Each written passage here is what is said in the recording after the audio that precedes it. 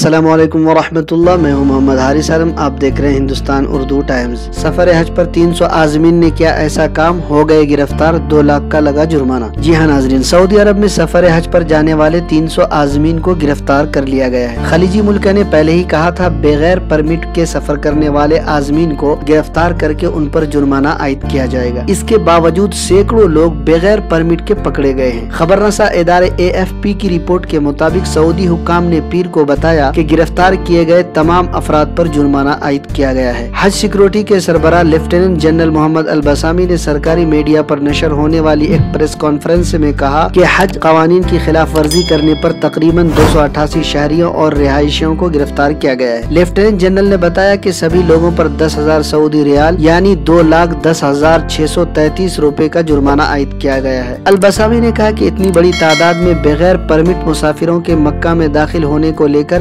حفاظتی انتظامات اب مزید سخت کر دیے گئے ہیں۔ مسجد حرام کے چاروں طرف حفاظتی حصار بنایا گیا ہے۔ انہوں نے کہا کہ 69,000 سے زیادہ گاڑیوں میں تقریباً 1 لاکھ لوگوں کو فی الحال داخل ہونے سے روک دیا گیا ہے۔ قابل ذکر ہے کہ سعودی عرب اس سال 10 لاکھ افراد کو حج کی اجازت دے رہا ہے۔ سعودی عرب نے کورونا وائرس کی وجہ سے غیر ملکیوں کے حج پر 2 سال کے لیے پابندی عائد کر دی تھی، تاہم سال رواں بیرون ملک سے 8,50,000 افراد حج کے مقدس فریضے کو انجام دینے کے لیے سعودی آ رہے ہیں۔ ناظرین، اس مرتبہ انڈونیشیا سے 1,51,000 عازمین، پاکستان سے 81,132 عازمین، ہندوستان سے 79,237 عازمین اور بنگلہ دیش سے 57,585 عازمین حج کے فریضے کی ادائیگی کر سکیں گے۔ ناظرین، تازہ ترین اپڈیٹ کے لیے اگر ابھی تک آپ نے ہمارے چینل کو سبسکرائب نہیں کیا ہے تو سبسکرائب کر لیں تاکہ تازہ ترین خبروں سے آپ رہیں باخبر۔ السلام علیکم۔